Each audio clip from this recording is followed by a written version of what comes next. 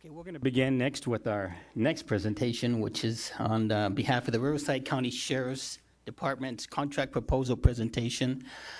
And I'll have Captain Kevin Vest come up with some of his other staff that he has.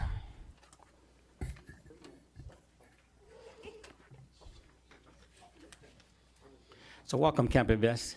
Nice to see you in the city of Desert Hot Springs. Good evening, Honorable Mayor, members of the council. As you said, I'm Captain Kevin Vest, and also with me this evening is Assistant Sheriff Lee Wagner. He's over all of field operations for the Sheriff's Department. And Chief Deputy John Anderson, he is the East Field Operations Patrol Chief. He's my boss. So, and I'm the commander of the Palm Desert Sheriff Station. So, at your request, I have Mr. Vest, can I just interrupt you? I'm sorry. Sure. I was going to have the city attorney make a comment also about, for the presentation, about us being a little bit careful about any of the language we use at the end of the presentation to ask you some questions. I want to make sure legally we don't do anything that's going to in any way affect the city in a negative way.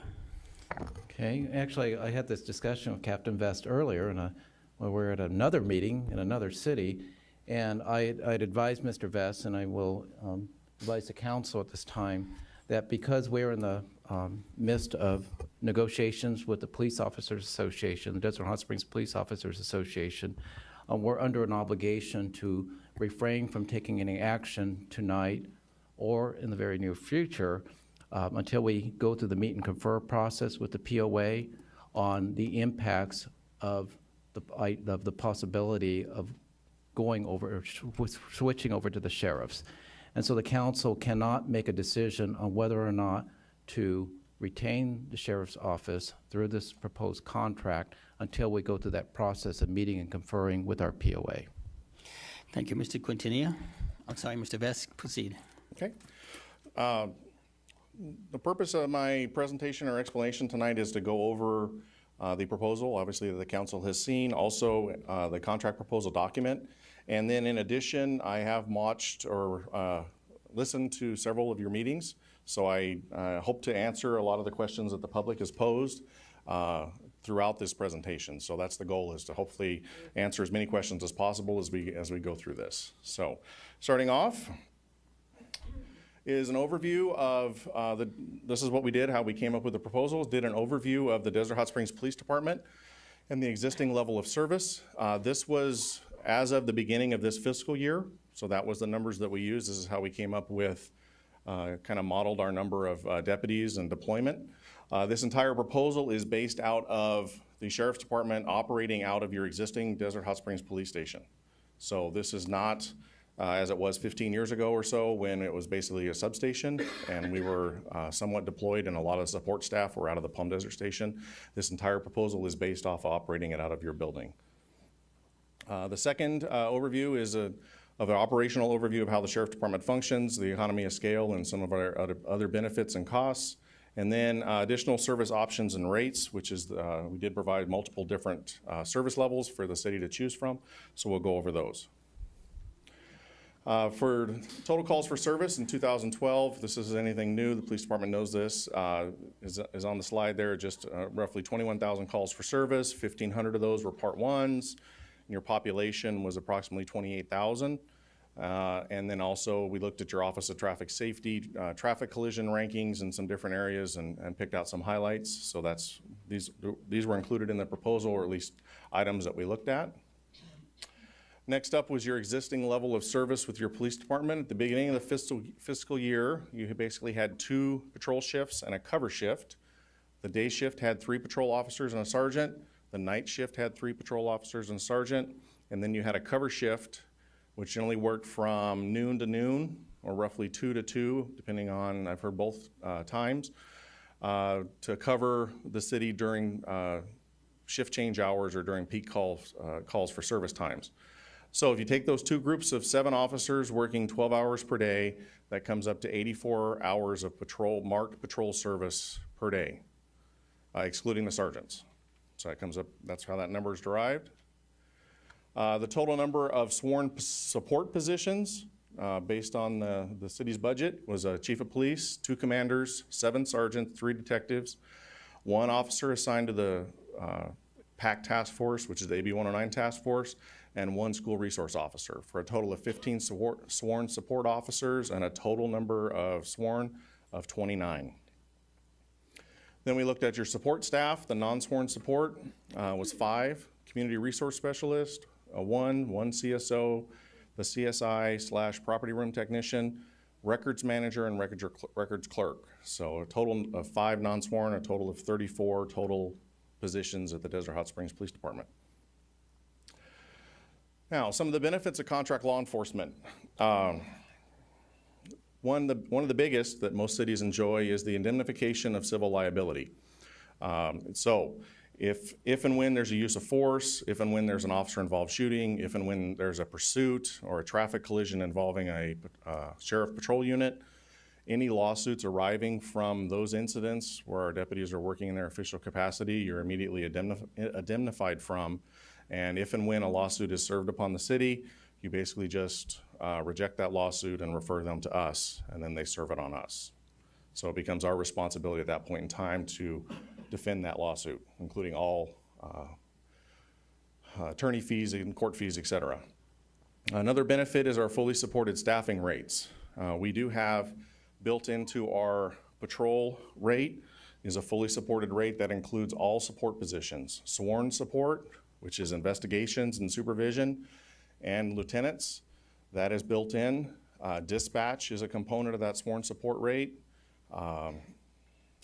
Let's see, our recruiting and personnel is a component of that support rate. Our training center is a component of that rate. So all those things are factored into every hour of patrol service that is provided so that those items aren't individually charged. Another benefit is the economy of scale and utilization of diverse resources. We have a lot of different specialty units that are included in our patrol rate that if they were to respond to the city of Desert Hot Springs, there wouldn't be no additional charge for them, including on overtime. The one exception of that would be our homicide unit. If their regular time is included in our patrol rate, but any overtime that was incurred by the central homicide unit would show up as investigator. Everything else would not be, you would not receive an additional bill for. That was one of the questions I do recall the public asked was about CSI or forensic techs, and the answer to that question is forensic techs are available. They are called out whenever we need them. Homicides, major traffic collisions, major crimes, kidnappings, assault with deadly weapons. They come out and there is no additional charge for that, whether it is during business hours or if it is after business hours at any time. The forensic techs come out, there is no additional charge for that. Another benefit of the economy of scale is, for example, 2 years ago, we heard that Ford was getting out of the police vehicle business with the Crown Victorias. So the Sheriff's Department, in anticipation of that, purchased 250, 300? 300 of the last Crown Victoria police units, placed them in a warehouse, and we've been using those out of stock for the last 2 to 3 years, and we still have about 70 left. 100 left. So we'll be in Crown Victorias for at least another year. And the purchase price on 300 Crown Victorias is a little bit better than buying them one at a time. So that does help. And also the last thing would be the enhanced city identity. I'm sure you've seen with other cities in the Coachella Valley, we can design, or you can design, logos to place on our patrol cars, and also the patches on our uniforms can also be designed by the city and worn if you so choose so. Included services. These are items that are included in the fully supported patrol rate that I mentioned earlier. Professional Standards Bureau, that's our term for it, but is most commonly known as Internal Affairs. They would come out on any officer-involved shootings, any major incidents of alleged officer misconduct. They handle those investigations, and there is no additional charge associated with them, whether it's on regular duty or on overtime. Our Special Enforcement Bureau, also known as SWAT, and our Hazardous Device Team, they're also included, and the same applies to them. If they come out, there is no additional charge. Special Investigations Bureau and all the sub-entities there are listed. Again, the exception is the Central Homicide Unit. Overtime would be charged for them if it was after hours, but during regular hours it is not. Forensic Services, I already covered that. That's CSI. Aviation is our aviation helicopter units.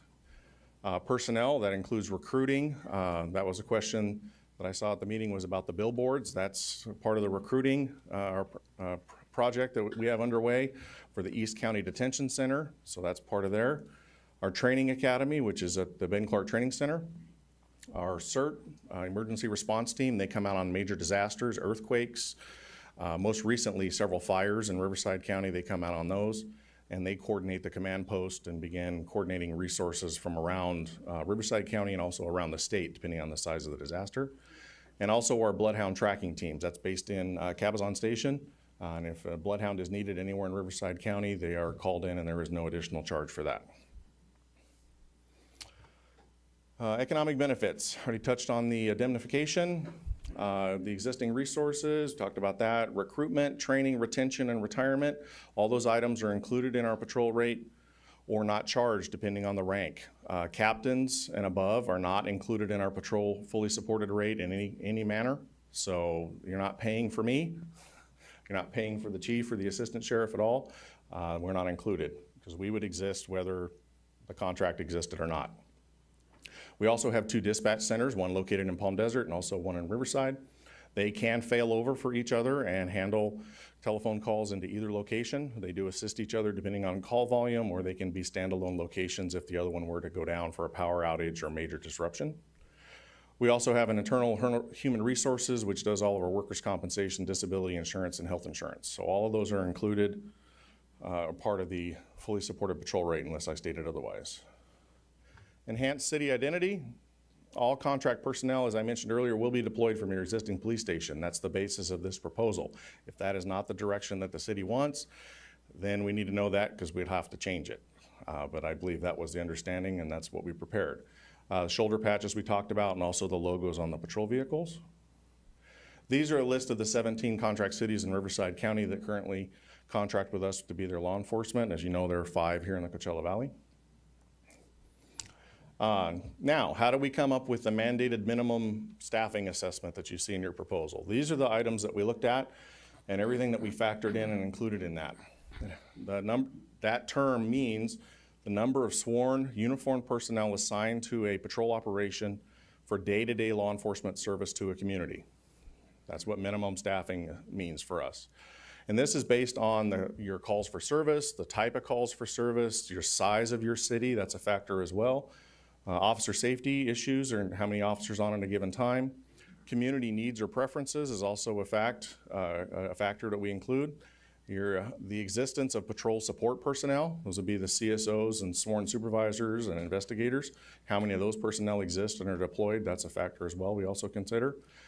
Distance to the closest booking facility, that's an issue as well because, and the number of arrests, because obviously depending on the number of arrests, that's going to equate to a trip to the jail, and that's going to mean somebody's not going to be in the city. So those are all factors that we took into consideration. And this is what we came up with. Well, obviously, one of the biggest difference between your existing police department and sheriff's department is that your police department is on 12-hour shifts. We're on 10-hour shifts, so that's a difference from the beginning. So we would have 3 patrol shifts on 10 hours, a day shift, a swing shift, and a night shift. So day shift proposed is be 3 patrol officers and 1 supervisor. Swing shift would be 3 and 1 sergeant. And night shift would be 2 patrol officers and a sergeant. So any given time there would be 4 or 3 officers or deputies and supervisors in the city. The shift hours, and that's a question I know has come up, vary somewhat between 6 a.m. to 8 a.m. for day shift. Swing shift is anywhere between usually 2 and 4, maybe as late as 5 in the afternoon. And then night shift is roughly anywhere from 8 p.m. start time, these are all start times, 8 p.m. to 10 or 11 p.m. Now, with the 10-hour shifts, you can only maneuver each of those start times so much before you end up with gaps. So there are some limitations on what we can do, but generally those are the start times. Now, to convert that over, that equates to 80 hours of deputy coverage per day, or 365 days a year, or roughly 29,000 hours per year. And then, the way we determine exactly how many deputies to assign to a location is a normal work week for any employee is 2,080 hours. So the Sheriff's Department, for a patrol deputy, we use 1,780, and the reason for that is we do not charge the city for training, required annual training by the state. We do not charge for vacations, we do not charge for sick leave, and we do not charge for any unexpected absences that are not directly related to performing patrol. If they are not here and productive, then that time is not charged. So that's where we come up with 1780. So you divide that out, comes up with 16.4 fully supported deputies. And as I mentioned at the bottom there, the vacation, sick leave, and post-training is not billed. Now, this is our patrol rate. Current patrol rate is 139.29, and that pie chart breaks out all the different components that are paid for and how much the amount is out of the patrol rate. No, deputies do not make $139 an hour. So the salary and benefits portion for patrol officers is the deputies, and that obviously is the lion's share of that chart. It includes retirement, benefits, salary, everything along those lines associated with the deputies. Now, the next largest pie slice is the sworn support component. And my eyes are failing me. I can't see exactly how much that is. Okay, thank you. And that sworn support includes detectives, sergeants, and lieutenants directly in support of the patrol function. We have ratios, and we determine based on how many patrol deputies they are. Generally, it's, off the top of my head, one supervisor for every 6 to 7 deputies. That ratio slides a little bit every year, but it's in that range. Lieutenant is about 1 lieutenant for about every 20 to 22 patrol deputies. Investigators is roughly 1 to 7, but that ratio slides slightly each year a little bit, and it is fractional. So that is where their salary and benefits is recorded in the patrol rate. The classified support, that is clerical. So by contracting or paying the patrol rate, you also pay for clerical support. That would be the records clerks, records supervisor, et cetera. There's a portion of that that pays for them. Central dispatch, I believe, is $10.64 an hour. That pays for our dispatch centers, both dispatch centers. So for comparison's sake, if you took 29,200 hours times the 1064, I believe that comes up with a little bit over $300,000 for dispatch based out of the patrol rate. Then there's the other slice, which breaks down into those other smaller components, and they're usually less than $1 or right around $1 each at everything from administration, which is excluding the chiefs and sheriffs, but there is administration overhead, clerical, and some other support staff. That's administration. Information services is our 24-hour warrants and CLETS entry bureau that's located in Riverside. Those folks work 24/7, 365 to do entries and process warrants. The field training portion is for attrition associated with personnel that leave the department, a field training component. We also have technical services. This is our IT support for the entire sheriff's department. They support all of our stations and jails 24/7. Personnel recruiting, I can't see the amount there, but that's how much that is per hour. Accounting and finance, so those are the folks that pay all the bills and prepared that slide. And then I can't see what the bottom one is. Training Center, that's for the Ben Clark Training Center. So that's a portion that goes towards supporting and maintaining the Ben Clark Training Center. Now, the contract rate, that amount is derived and paid for by the county for every patrol hour that a deputy works in the unincorporated county area, and also every hour that any deputy works in any of the 17 contract cities. So you're paying, or you would be paying, the same rate as the Riverside County does or the other 17 contract cities. Now, this is a projected patrol hours and reoccurring costs chart for the next 3 years. The first column is for this fiscal year, and it does include our estimated 5% rate increase for employees, plus a 2% PSEC, our radio system charge. So the total would be, that first column does represent a 7% rate increase for the top line. That's patrol deputies. That's where the rate increase is projected, and that's where the biggest impact is on our cities, so that's where that estimate is applied. So the next line is the overtime line. Based on your number of major incidents and traffic collisions and everything along those lines, estimated at $200,000 a year. I know there's been several people that have commented that that is incredibly low, so I want to explain that a little bit further. With the sheriff contract, if an employee is sick or in school or unavailable and cannot come to work, and they're a patrol deputy, and we have to fill that position with another deputy on overtime, you do not pay the overtime. The only items included in that, the only time you would see an overtime charge that would hit the overtime line item of $200,000 would be for shift extensions. Say, for example, a deputy made an arrest near the end of their shift and had to stay over an hour or two and write a report. You would be charged those hour or two for overtime. It would not be at the $139.29. It would be at $64.48 per hour, because on overtime, you do not pay all the support overhead. You only pay the actual salaries and benefits associated with that employee. So for shift extensions, that would fall in there. Any time appearing in court on a Desert Hot Springs case, if it resulted in overtime, that would appear in that line item with the lower rate. Any major incidents, for example, I mentioned the homicide unit. If they came out in the middle of the night because of a major incident, a homicide, their overtime would show in that line item. Say, for example, we were behind on clerical and they had to work some overtime to get some report done or catch up on entries, that would show up in there. But the biggest difference is that if our employees don't come to work or are unavailable or they're in school and we have to fill with overtime, you do not pay for that. So that's why that line item is much less than maybe what you expected. Next line item would be our mileage, black and white mileage. That's charged at 84 cents per mile. Instead of paying vehicle leases or fuel or anything along those lines, we just charge a fixed amount per mile on the vehicle. That rate can change every year depending on the actual costs incurred, but has remained constant for about the last 3 years, probably due to our purchase of the large number of vehicles. Plane units, that's estimated at 20,000. The only people that would drive those would be the detectives or the lieutenant. Their mileage rate is less than the marked patrol unit because they don't have as much equipment in them.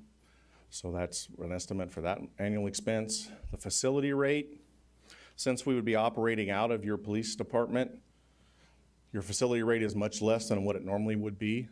The reason being is you're only paying your fractional portion of our dispatch, administration, some of the other sheriff buildings that all county assets use, and also all contract cities benefit from. So the way we do that is we take the total amount to maintain those buildings on an annual basis, divide it by the total number of positions that we have in the department, and that determines what the cost per position is, and then it's just a matter of going to each contract and saying you have X number of positions times X amount, and that's what your facility rate is.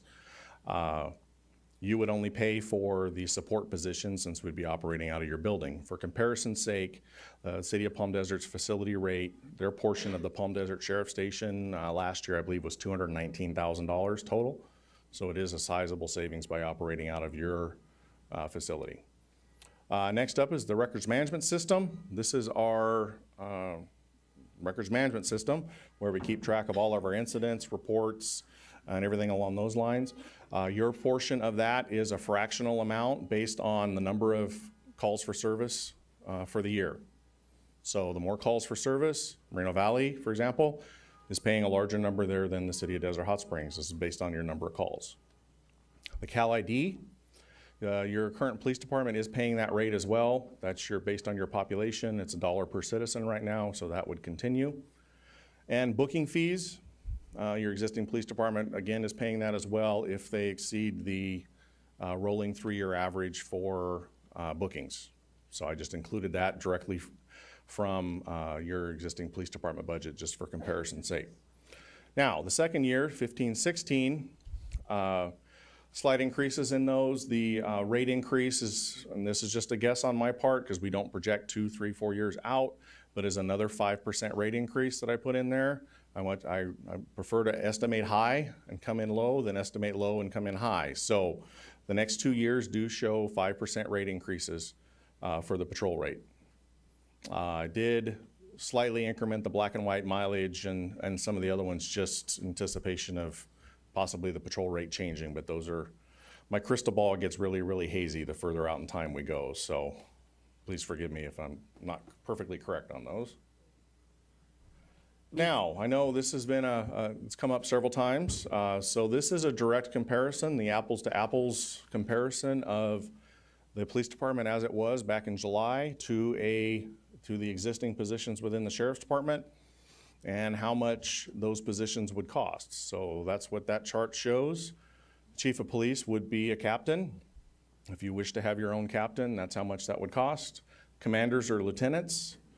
The patrol rate pays for or funds a portion of one lieutenant. So you'd have to pay the additional 1.36 to get up to 2 lieutenants.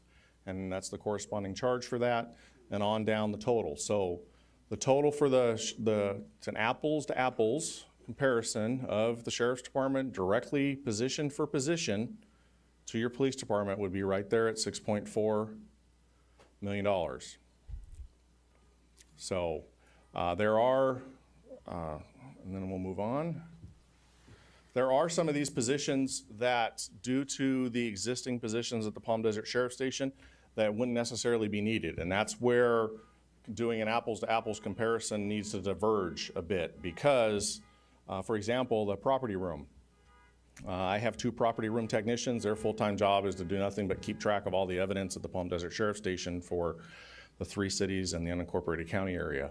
It would not be an additional burden, or it would not require 3 employees to keep track of all the evidence associated with the city of Desert Hot Springs as well. So there would not be a need to have a dedicated property room technician to support the Desert Hot Springs Police Department. The CSI, I know that's been brought up several times by the public. Our forensics unit does respond. We can request them at any time, and they do come out on any incident that we request them on if they're available. If you wish to have your own forensic tech based here in the city of Desert Hot Springs like you currently have, that would be an option as well. And that's the cost associated with that. I personally would not recommend that because I know our forensics unit is available, but that's an option as well. You can pick and choose as you see fit. Now, our minimum deployment. In order to go from just 80 hours of patrol into what we proposed as the minimum level of service for the city, there's going to be some additions to that because 80 hours of patrol does not pay for 7 sergeants. So the addition to that is 4 dedicated sergeants. 3 sergeants would be provided by the rate, so the city would be required to pay for the additional 4. What that does is that adds 4 additional sergeants and gets you up to 6 patrol sergeants and 1 administration or investigation sergeant. So that's where the additional sergeants come from and what their duties would be. In addition, to get to the minimum level, that would add 2 community service officers. They provide prisoner transports, investigate some past thefts and vandalism calls, some non-injury traffic collisions, and they also conduct parking and abandoned vehicle enforcement. And also, in order to add the portion of a office manager that is provided by the rate is about 1/10 of an office manager. So to actually have an office manager on scene here at the Desert Hot Springs Police Department, that position would need to be added. So that would be 1 supervising office assistant 1. We do have 2 different types of positions. We have a 1 and a 2. The 1 is a lower salary position and is designed specifically for smaller patrol stations with less subordinate employees working for them. So I think that'd be a perfect position for here because there would only be 1 office assistant and the supervising office assistant working at this location. In addition, there would be 1 SSO added, and their role is to provide logistical support to the police station. It's everything from vehicle maintenance, taking the vehicles in for repair. They also would provide the live scan, gang registrant, sex registrant support, H&S registrant. They can do all that type of work. They can provide the Cal ID fingerprint for the public if they come in to get fingerprinted. The SSO can provide that as well. The portion of an SSO provided by the patrol rate is, again, incredibly small fractions. I believe it's about 40% of 1, so can't round all the way up to 1 full position as much as I'd like to, so the city would need to pay for a SSO. So this is what that chart looks like. This would show the 16.4 patrol deputies, 80 hours per day, 1 lieutenant, which we would round from our patrol rate up to 1 full person. Contrary to what some people have said, this one lieutenant would be assigned at the Desert Hot Springs Police Department, and that's what they would do. They would not be based out of the Palm Desert Sheriff Station. They would be one of my subordinates, but they would be based in your building. Would also provide 7 sergeants, 3 provided by the rate, plus the 4, 3 detectives. As you can see, 2.39 detectives are provided by the rate. That would be rounded up to 3. So there'd be 3 full-time detectives assigned to the Desert Hot Springs Police Department station. There would be a total of 3 CSOs. 1 CSO would be provided by the rate. 2 would be added, as I mentioned earlier. There would be 1 supervising office assistant, which you see the fractional portion there, 0.16, so the city would pay the additional on that. 1 office assistant, 0.86 is provided by the rate, so we'll round that up to 1, so you won't be paying for an office assistant because you already are in the patrol rate. And then 1 SSO, it's at 0.43, so we'd round that down and the city would pay for 1 SSO. So between the rounding up and rounding down, that's what you end up with, the 5.937 and whatever the 50 is there, including the reoccurring costs, as I mentioned earlier, mileage, overtime, et cetera. Total number of positions would be as shown there. I can't see it, but it's whatever 25.4, and then plus the 8, so 33.4. So that's how that is derived. Now, there's an additional option, which I know the city, we weren't sure which way, how you wanted to do this, so we added it in as another option. This would add 2 task force officers, 1 assigned to the gang task force, 1 assigned to the PAC team, and then also add an SRO. Even though this is presented as a separate option, if you wanted to just add 1 different position, that could be done as well. But these were added as a group just for the sake of not having 50 slides. So this would be the impact on those. You'll see the PACT and gang task force officers on there, and you'll also see the school resource officer on there and what their costs are and how that impacts the overall budget. Those are not fully supported positions. Those are salary and benefits only. So the rate that the city pays for those positions is just directly related to those employees' salary and benefits. There is no support on those. Option 2, this is what we call the increased task force participation option. It adds a deputy to the CVNTF Narcotics Task Force, adds 1 deputy directly dedicated to doing nothing but traffic enforcement, and adds 2 additional community service officers. Excuse me. Yes, ma'am. Do you know whose car that is? Unfortunately, the owner's out there, they locked the keys in the car, and the alarm on the car is going off. So they're trying to deal with it right now. The owner's out there, you're okay. So by adding those positions, you'll see the task force spots increase to 3, and then there's a traffic enforcement deputy listed there. Now, the traffic enforcement position is a fully dedicated position, so then all the support overhead and everything kicks in on that position. So that kind of skews the ratio slightly on the left, as you'll see, but they would be solely dedicated to conducting traffic enforcement. The equivalent of putting a deputy or an officer on the police department and assigning them as a traffic unit. Their primary role would be traffic. Now, option 3 would be to add 2 deputies and create a special enforcement team. This is like a 2-officer team that would be deployed from the city to address incidents or concerns directly within the city, everything from gang suppression, drug activity, quality of life type issues. This is a community-oriented policing type of team that goes out and addresses quality of life issues or whatever issues come to light in the city that need to be addressed in a law enforcement manner that patrol cannot easily address. In order to compensate for that, 2 of the task force positions were removed because probably the 2 deputies on the special enforcement team could do a lot of the work that the task force deputies would be doing. So it was a 2-for-2 swap. So the total number of sworn on option 3 does not change. However, the price does change because set team deputies are fully supported. So the cost does go up a little bit, quite a bit actually, with set team deputies versus task force, because you are paying for the additional support. Now, our recommendation was, as seen here, the 80 hours of patrol, 10 hours of traffic enforcement 4 days a week. The mileage overtime rate and everything along those lines, as explained. And then option number 3, of course, more positions are better. I'm not going to stand up here and say, give me half as many as what we could. So option 3 is, of course, the highest option. That'd be at 7.2, rounded up. Now, these slides or different options could be almost used as like a 5-year strategic plan if the city chose to go in that way, because this would be kind of how we would, or I would look at adding to the police department in the future, depending on how things went, give you an idea of what the options are. Another reason for selecting these different positions was it gives you an idea of all the different types of positions that are available and what their costs are. So there's a couple reasons for that. Now, a couple things that would still have to be decided. Obviously, your vehicles, since those are leases, that's not something that the county has, in my experience, dealt with previously.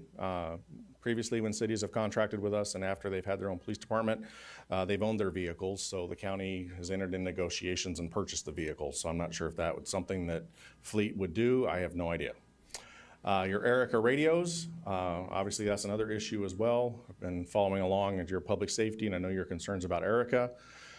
To equate back to our PSEC system, that 2% of the 7% rate increase that I mentioned earlier is directly related to PSEC. That is an estimate at this point in time.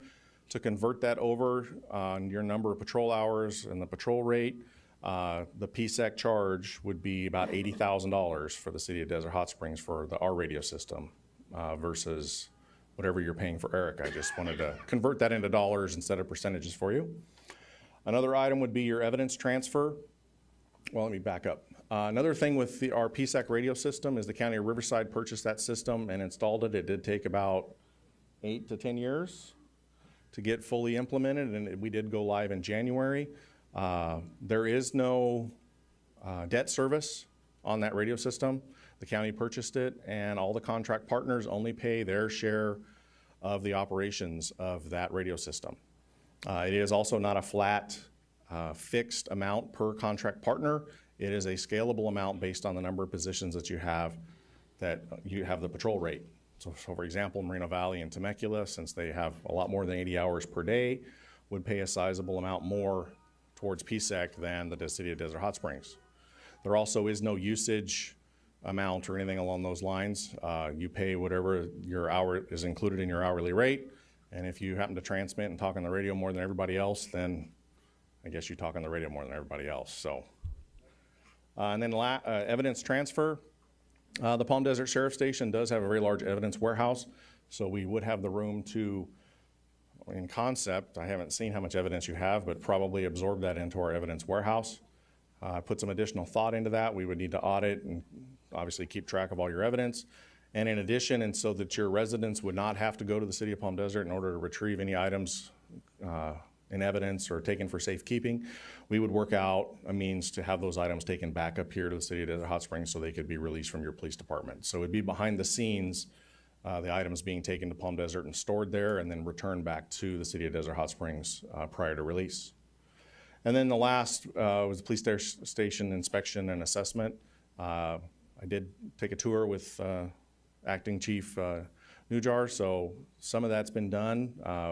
We have not taken the time to sit down with pen and paper and start assigning offices and anything along those lines, so there's still additional work to be done there. And that is it. I have also in the proposal packet, because the PowerPoint does not necessarily mirror the proposal packet completely, I know there's been several questions asked by the public about the contract. Yes, it is a 5-year contract, but if you look at page, let me find it.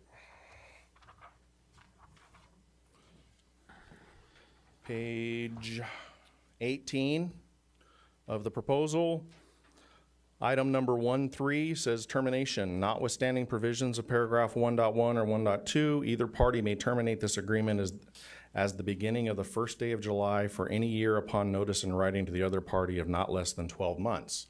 So give us 12 months notice at any time during the 5-year contract, and we're gone. So there is no clause in the contract that automatically renews contracts for 5 years in the 4th year. I can say that for a fact because when I arrived at Palm Desert Station, the city of Rancho Mirage was about a year and a half expired. So that was one of the things I had to rectify. So if the contract does lapse, it's just a matter of the existing staffing levels stay the same and we continue on, but we need to enter into negotiations and get another contract proposal, another contract signed. So we would not stop serving the city of Desert Hot Springs if your contract did expire. So, off the top of my head, I think that's all the questions that I had planned on trying to address in advance, but if there's anything else, sir? Yes, we'll have the council members. First of all, thank you, Captain Best, for your patience during this alarm chaos, but apologize for that because unfortunately. But anyways, we'll start with Councilmember McKee. Thank you for your presentation. I'm sort of surprised about what you said about automatic renewal because I was almost positive the contract actually did say that. I'm gonna have to dig through and find it, but that was one of the questions I actually had. I've been told that we receive most, if not all, of the special services that you've listed on page 3 and 4 of the contract document you've given us now anyway, as part of your support to our police department. Is that true? To a degree, yes, that is true, but the way it functions is this, is if we receive 2 requests from 2 cities, one a contract city and one a incorporated city with their own police department for the same unit, that unit would go to the contract city partner first, and then once they are done in that location, they would fill the mutual aid request from the allied law enforcement agency that was not a contract city. But we would still get the service if we requested it, is my question, not necessarily what order we'd get it in. If it was available and it was not previously committed and it was still needed by the time it was available, yes, you would receive that resource. Okay, thank you. It says also in the contract that if we add additional resources, we'll be charged for training? Yes, just as if your chief hired a new officer today. I don't have a cabinet of instant deputy to go add water to and poof, they're suddenly trained. So just as your police department would have to train that employee, the sheriff's department has to train an employee. What would those costs be? It is the deputy rate times 14 weeks times the number of hours. So it's a one-time charge of whatever that equates to. I haven't done the math off the top of my head. A lot. And it's a one-time charge, so. Okay. One of the questions I had that you've already answered, I guess. Some people have asked about where the investigators would be based, and that was one of the questions I had. Just to confirm, they will be in our facility, not in Palm Desert. That is correct. Okay. Now, this one's a multi-part question. How can we exhibit cost control if the minimum force you list cannot be reduced after we see real-world experience? We can, according to the contract, reduce the contract by less than 10%. That's on page 19.3-2. I understand the history of not having enough resource necessary for good service in our city, but only allowing us the option of increasing without being able to adjust downward is a problem for me. And I can understand that. And from our perspective, based on our past experience with the previous contract in Desert Hot Springs and the service levels that were contracted for then, we also have concerns on entering into a contract at a very low level of service because even if we deliver that level of service to you, the city and the public may not necessarily be happy with that level of service. So, to answer your question, that would be something that would have to be discussed probably with the sheriff or the executive staff after we were on the ground to see if maybe our minimum staffing proposal was too high and it could be adjusted downward, but at this point it's an unknown. That's exactly my point. Your contract is actually an estimate rather than something that we know for sure. There's no history for it. Okay. On page 7, actually your proposal states contract service is provided by staff assigned to Palm Desert Station. And that's sort of a conflict of what you've been saying. I'm just letting you know. No, it's just, I would be the station commander of the Palm Desert Sheriff Station and the Desert Hot Springs Police Department. All of personnel within the Sheriff's Department, as far as bookkeeping wise, would be assigned to the Palm Desert Sheriff Station, and then they would be assigned to the Desert Hot Springs. We would not create in our org chart, basically, or our list of budgets or stations, we would not create another station named the Desert Hot Springs Police Station. It would be part of the Palm Desert Sheriff Station, and everybody would be assigned there, and then they would be assigned up to Desert Hot Springs. Thank you. That's the same way that the contract city of San Jacinto works, is that all personnel are assigned to the Hemet Sheriff Station, and then they are then assigned to the San Jacinto Police Department, which is run out of the city of San Jacinto's building. Okay, thank you. On page 7, this is stated, the city will be billed for actual hours worked by non-dedicated positions. What is that? What are those? Okay, non-dedicated positions are your patrol officers. They are dedicated positions. In our terminology is your lieutenant would be a dedicated position. That lieutenant and your detectives would be dedicated investigators. The sergeants would be dedicated sergeants. In our vernacular, a dedicated employee is as close as the city of Desert Hot Springs can have with having a sheriff employee being one of your employees. They do not use the 1780. They use 2080 hours per year. If they're sick, then they're not backfilled behind. So if your lieutenant was sick, had meningitis, was sick for a couple weeks, or flu, we would not necessarily backfill behind him. That burden would then fall to myself to cover for him in his absence. But patrol deputies are undedicated positions. It's productive hours only, which is the 1780. Okay.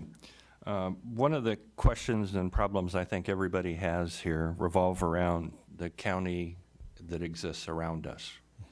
How will resources for the surrounding county residents be handled? Will our dedicated resources be used to provide service to the unincorporated areas? Will the resources for those unincorporated areas work out of our station, and how will they be billed? The answer to your question is no. Your deputies would not be deployed or would not cover the unincorporated county area, and county deputies would not cover the city of Desert Hot Springs unless there were a grave life-threatening situation. Now, a former captain of mine used to use this saying, how many deputies does City X have? And his answer they used to always give was as many as I need. So I didn't used to like that answer, but it's a good answer in some ways, is because if a bank was robbed in the city of Desert Hot Springs, you would have all your officers there, and most likely my 2 county deputies as well because they would be coming into the city or cutting off roads, leaving the city, trying to catch the bank robbers. But it is not a normal occurrence. It is not something that we do other than under dire life-threatening situations. And if that is done, you are not billed for it. Okay, that was my second question. But Good. if the Thank county you. deputies then respond into the city of Desert Hot Springs to assist your deputies, you could be billed for that.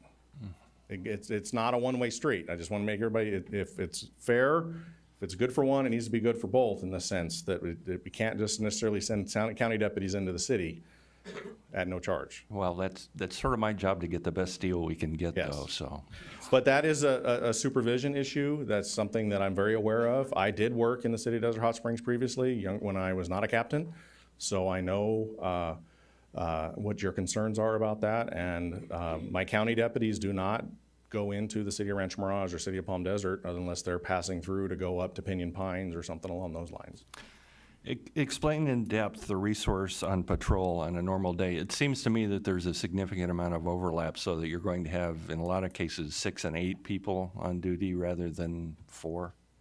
That's correct. It depends on the shift times. Generally, day shift, I prefer like 6 a.m. because then with briefing times and everything else, they're usually out by 6:30, 6:45 on patrol. And graveyard usually doesn't get off until 8 a.m. So you would have a period of time there where those 2 shifts would overlap. In the afternoon, I prefer a larger overlap as much as possible as far as juggling the schedules. So swing shift probably would come in at, say, 3 o'clock. And, day shift may not get off till 4, or if they come in at 7, they wouldn't get off till 5. So that's where that overlap occurs.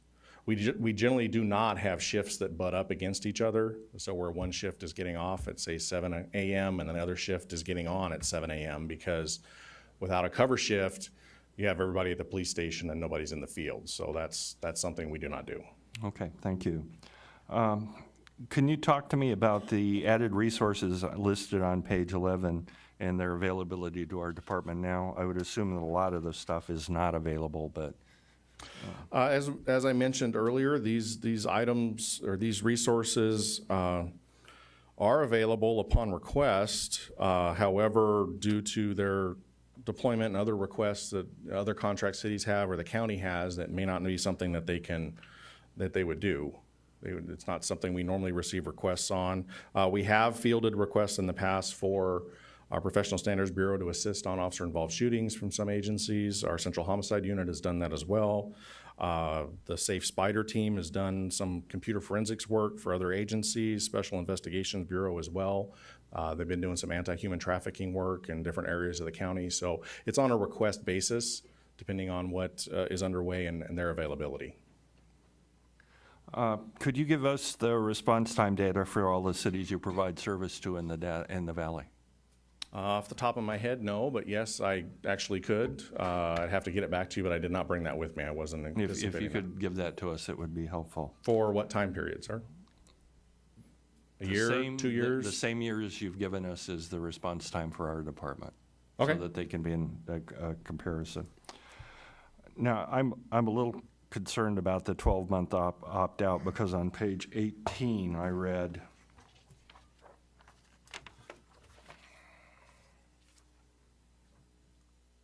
Oh, I see what you're saying. Yes, This shall agreement- automatically renewal for additional 5 yes, years. this agreement shall be automatically renewed for additional 5-year period at the level of service currently in effect if we don't give you a 12 months. Well, that's a surprise to me because, as I said, when I came to Palm Desert, Ranch Mirage was expired, and I know the contracts unit was calling me at least once a month, wanting to know when I was going to get Ranch Mirage to sign a new contract. So my apologies on that. I was not aware that was there, but I'm just going to ask if Amy Yeah. was working for your department at the time. Since she basically tries to clean up after us all the time now, too. Page 20, item 4.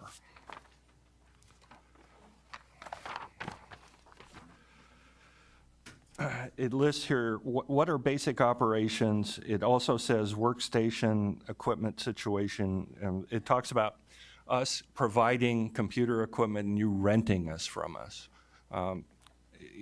It seems that this is really cumbersome to me. We're having the same issue with people like Borrego, who we rent space to and we provide things and then we bill back and everything else. That if we were renting, for instance, to Borrego a apartment, we would not receive bills for utilities and then bill them back. It seems like something that's really cumbersome, and I'd like to talk about how we can get out of that situation, if we could. well,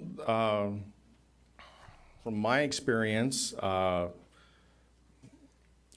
it's usually best for us to provide the computer equipment. The reason being is that our IT section is very concerned and very reserved about installing our software or doing maintenance on city-owned computers. So in my I would agree, but the contract says the city shall provide basic workstations for staff at city's cost and expense in the contract. So that's sort of confusing. Well, that goes with, my interpretation of that is desks and chairs as the workstations.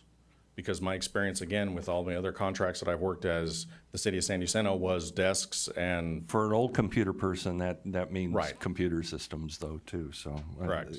I agree with your. that's something we can classification. get clarified with contracts, but again, from my personal experience, I have never processed, and I was assigned in the city of San Jacinto for 5 years, 1 as a sergeant and 4 as a lieutenant, and I never did see or process any back reimbursement or cross reimbursements along the lines of what you're saying. And we did replace all their computers in the San Jacinto Police Department with sheriff computers. Okay, and finally, thank goodness, on page 2172, it's back to being able to reduce resource. We actually have the ability in this contract, without any negotiations, of dropping 10% is what it says, up to 10%. So in effect, we could drop 2 positions with that was still remaining within the contract. Is that true? I'm going to have to defer on that Or would it one. be I'm not an free? attorney, yeah, I don't, sir? You could drop, theoretically, if you understand the question, you'd be able to drop 10%, whatever that number is, I don't know, off the top of my head what the number is. So there is some flexibility even with just this contract.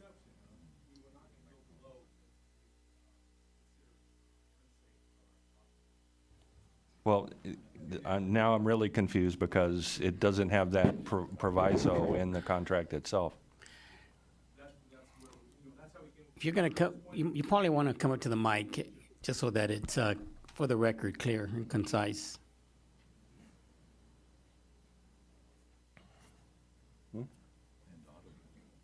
Lee Wagner, Assistant Sheriff. Again, for the record, you're allowed to drop 10% basically, but we're not going to allow any contract city go below that number that we think is unsafe for our officers that are out there. I mean, I think you would do the same for if you had your own PD. You're not going to go below what's safe as well. So I'm just saying that one of the things that bothers me is we have no history as far as your manning system is concerned. You've done an estimate, but your contract basically allows us only to go up. It doesn't allow us to go down. And that's something we'd have to look at after we have some history. You know, as time goes on, we look at it, as the captain had mentioned, that if we notice that, hey, you know, we have plenty of people out here and you're having financial problems and you want to reduce, and then that would be fine. But if we see the calls for service and the level of danger and whatnot is out there, then we're not going to put our folks in danger.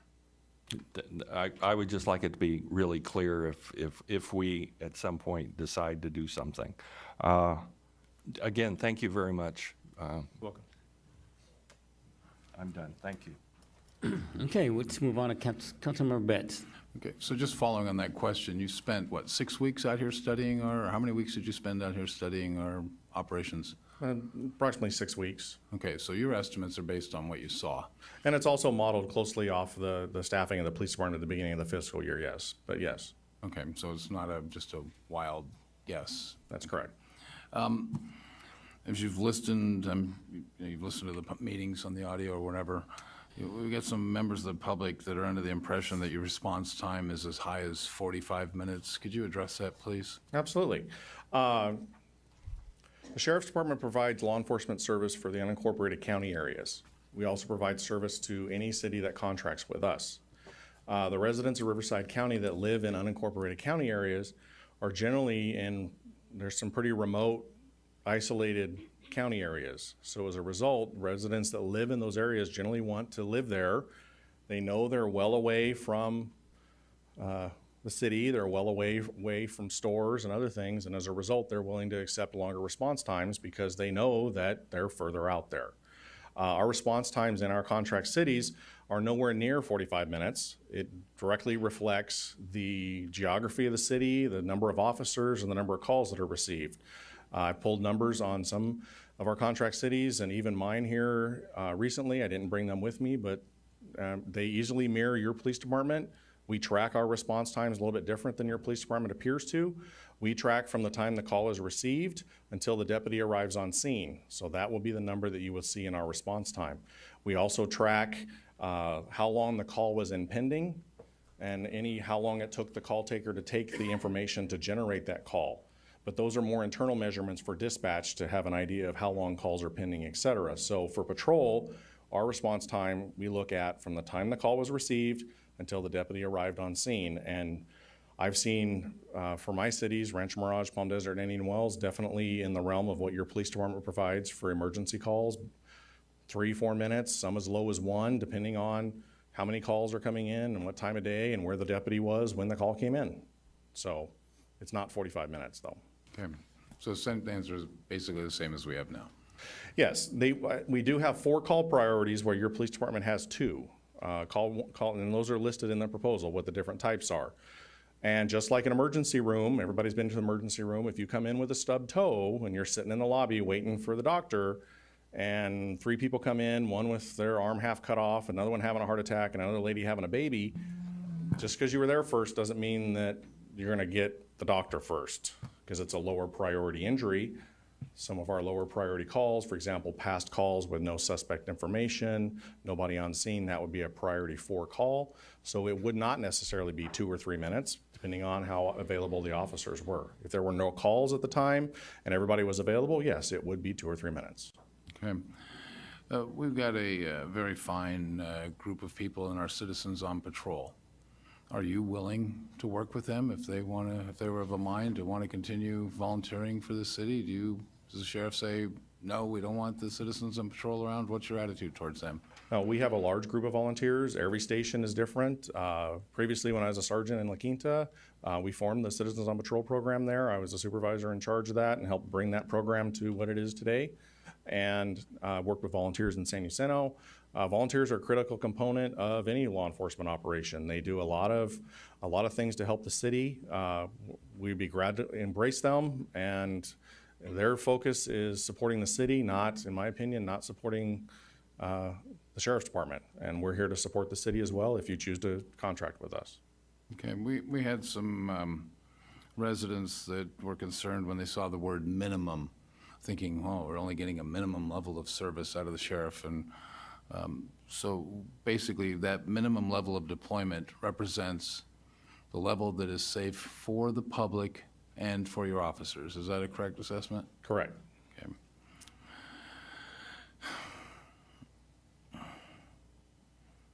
Now, is the 5% increase in the contract cost a reasonable estimate? Yes. Last year, our contracts unit advised the contract partners at the February meeting. The estimate was going to be 5%. This year, when the final cost was released, it was 4.96. Okay, and historically, what's it been? Historically, I don't have that average off the top of my head. I've seen as low as 2 and upwards of 5. So somewhere probably between 2 and 5 since the recession ended. It's been on the higher side because of the wage concessions that they were imposed upon the employees or the labor unions agreed to. Those have now come to pass, and even though they're paying their own retirement, there has been other wage concessions, which I'm sure you're aware of, to compensate them for now paying their own retirement. So the contracts unit is telling us probably 5% for this year and next year is what I've heard unofficially. Okay, we've got some very fine officers here. They're understandably concerned about their jobs. Is the sheriff's department willing to hire those officers should you come in? We encourage all employees of the Desert Hot Springs Police Department, whether they're sworn, non-sworn, to apply with the sheriff's department. What we can offer is expedited processing of their background packet, and then if they meet our requirements and our standards, they will be offered a position. Okay, so the only condition is as long as they meet the standards that you have for hiring officers, they will be hired? And, Yes, just like any other applicant, the billboards on the freeway, anybody that picks up the phone and calls us and goes through the testing process, if they meet our standards, they will be offered a job. Okay, now are they going to be hired and remain on patrol in our city, or are you going to immediately shift them out to somewhere else? That would probably depend on how many and their experience and everything along those lines. From my personal past experience, I'm not speaking on behalf of the sheriff or anything. My past experience in San Jacinto is approximately a third did apply and stay at the city of San Jacinto. Another third chose to go elsewhere. And then a third, I believe, did not apply. So, sir? I would just add that it's important for all the employees that join our department to assimilate into the department, so they wouldn't necessarily all stay here.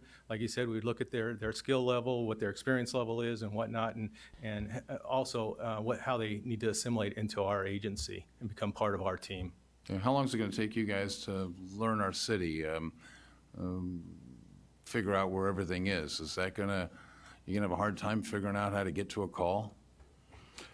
No, I don't believe so. I mean, we have maps, we have the navigation systems, everything along those lines. I don't think it'll be a problem to get to calls. I know my county deputies they drive through your city frequently. I have a long list of deputies that have already expressed to me personally that they'd like to come work in the city of Desert Hot Springs if you do contract with us. So, okay, just understand I'm asking some of the questions that have come up. oh, absolutely. Now, we got some volunteers who put in a lot of years in our police department. We all think they're very qualified. Do you accept volunteers working inside the police station? Well, just like your employees, volunteers may have, depending on their level of access to the police department, there are state requirements as far as access to CLETs and everything along those lines. They would have to probably go through at least one of the levels of backgrounds for being in a facility unescorted with where there is CLETs information laying around. But other than that, yes. Okay, so how many officers and sergeants will be on dedicated patrol where, for example, the sergeants, their time isn't split between other duties? None of the sergeants' time will be split. The 6 patrol sergeants that you saw in there, their primary duty and only duty will be to be a patrol sergeant for the city of Desert Hot Springs. For the 3 deputies, or 2 deputies if they're on graveyard, that work for them. Yeah, that wasn't, when we first met, that wasn't apparently clear in the proposal, and some members of the public had the same confusion. They thought that we only have 16.4 officers on patrol and that they weren't accounting for the 6 patrol deputies. So those are also full-time dedicated patrol. Correct. The Palm Desert Sheriff Station, I deploy 2 patrol sergeants on every shift.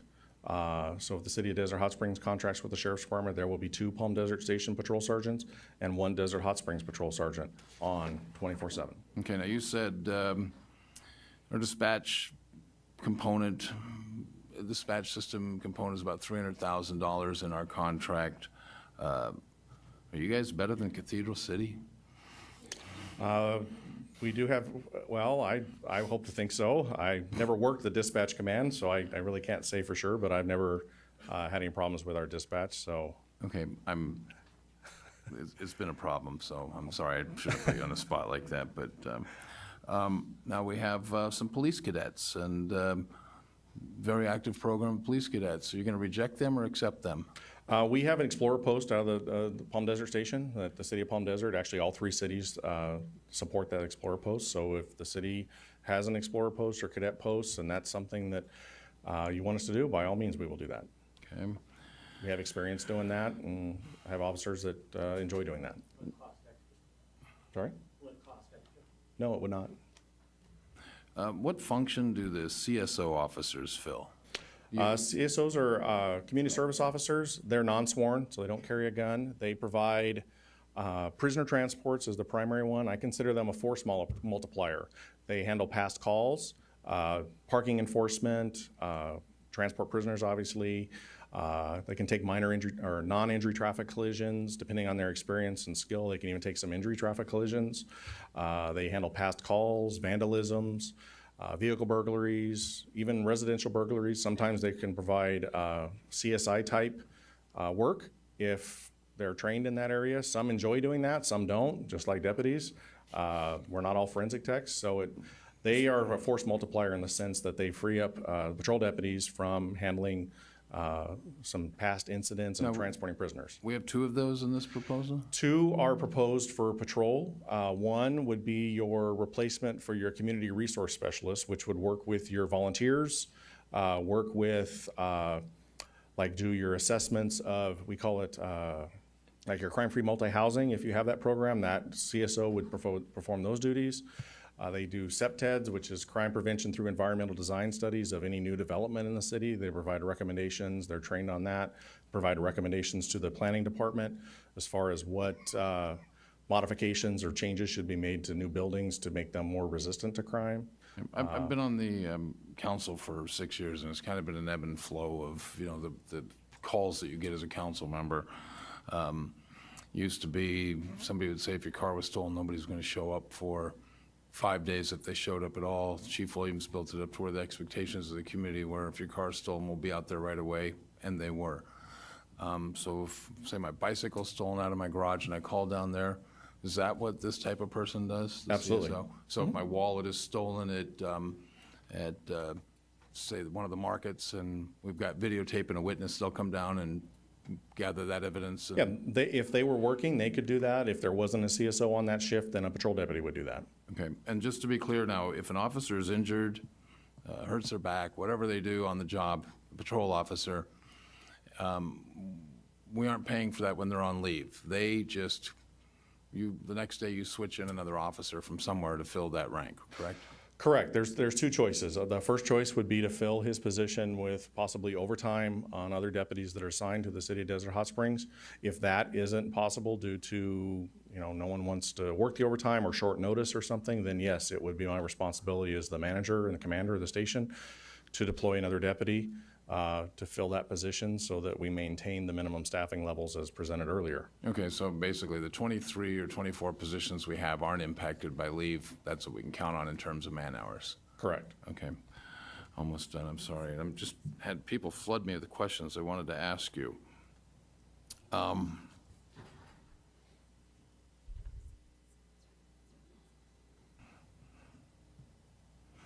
And this is a big question, I think you already answered, but I'm going to ask it again. What assurance does the city have that once a contract is agreed upon with the county sheriff, that the cost of the contract will not skyrocket? Well, Are you doing a bait and switch here? I do recall now you mentioned it. There's been a couple questions about, for example, East Vale. I heard this as well when I was in San Jacinto. Okay, well, initially when the sheriff contract started, it was this, and now look, 5 years later, it's $3 million more than that. And what's not said on those comparisons is what positions has those cities added to their contract. My personal experience in San Jacinto, we started out with roughly 80 hours on patrol and no support positions. So then one of the first things that the city wanted to add was some CSOs. They wanted to add a motorcycle officer. They wanted to add a nighttime DUI car. They wanted to add a set team. And so within 3 years, the contract in San Jacinto went from just basically a patrol contract to now having multiple motors, a set team, CSOs on every shift, and an additional sergeant. So yes, their contract did go up, but it is directly related to the number of positions that were added. The only increases that a city will see is our estimated annual rate increase, which we try and provide as a year in advance. At least what we're anticipating is what's coming. And as I said, historically, it's been somewhere between 2 and 5%. Okay. Hey, last question. You gave us a list of all these cities in Riverside County that contract with you, and there's a lot of cities there. How many cities have dropped off that list? How many cities were contracting with you before and then decided they were unhappy and went and formed their own PD? One, What city was that? City of Desert Hot Springs. Oh, okay. Thank you. That's all the questions I have, Mr. Mayor. So if, just to add on to that, so if anybody knows how the termination clause works, I think the City of Desert Hot Springs does. Thank you very much. Councilmember Pai. I have one question. The increase for fiscal year 15-16 is effective what month? It is generally announced in February, and then once the Board of Supervisors approves the rate increase, a retroactive bill is calculated back to July 1st. So it's effective generally in February or March with an additional retroactive bill that goes back to July 1st. So for us, it would go back to July 1st of this year? See, I don't think in fiscal year format. What fiscal year are we in, Amy? 14-15.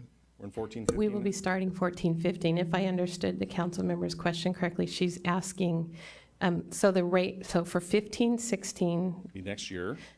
so not this year, but the following, the county would announce the rate in February of 16. Correct. And then it would be billed back to July 1 of 15. That is correct. Okay, thank you very much, Captain Vest. Here's a few questions. Give me the dates of when you started in San Jacinto and when you started in Coachella. As far as the Sheriff's Department? Yes. San Jacinto started June 1st, 2004. I know because I was there. Coachella,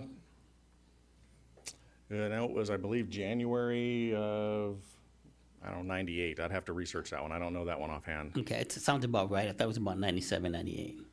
Okay, so San Jacinto was the latest one. Yes. Okay, and what's their population? Right now, I believe 37,000 off the top of my head. Okay, so it's pretty much the same as Coachella, population-wise. Okay, I think Coachella's 40 or 50 now, close to. 41? I'm sorry? 41. 41, okay, about 6,000 difference. Okay, this kind of, probably have to stick, for both of these cities, once the sheriffs went in, how did you envision crime spiking, reducing? How did that play out when the sheriffs came in? Good question. Generally, our reporting standards for what we take written reports is pretty strict and pretty stringent, and it's applied throughout the department. In San Jacinto, we did see an increase in the crime rate, and that was directly, in my opinion, related to the fact that we do take a lot of reports. And the old saying of, if a tree falls in the woods and nobody's there to hear it, does it make a sound? That applies to crime stats as well. If a crime occurs and a report isn't written or it isn't called in, it's not going to be on your crime rate. So that's from my experience in San Jacinto. It did come down over time as we got used to the city and the deployment and addressed some problems. But we did see a spike initially in San Jacinto. Okay. Tell me a little bit more about what type of community policing do you do in San Jacinto or Coachella? I can't speak specifically on Coachella because it's been many years since I've worked there, Okay. but our community-oriented policing programs are basically focused and driven by the city that we serve. So if the council provides us direction on what you want done or how you want it done, each one of our contracts is different. For example, San Jacinto has a citizen on patrol, neighborhood meetings, a whole bunch of different things, community outreach events, et cetera.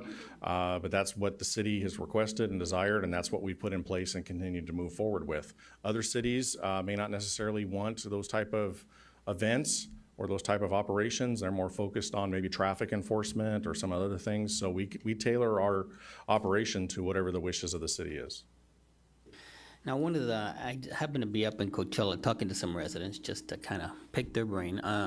One of the complaints they have is lack of patrolling compared to when they at one time had their own city police department. And is that something that, have you noticed that at all in San Jacinto? People saying that there's less patrolling than before? No, actually, I heard the opposite. We heard a lot of comments about that they saw a lot more deputies out than what they had seen before. Okay. All right. Councilmember Mattis, any questions? Most of my questions were answered in the closed session and tonight, and a lot of the questions were repeated for the public. I just appreciate your time, your professional department, and thank you for what you do for the county and the contracting cities around us.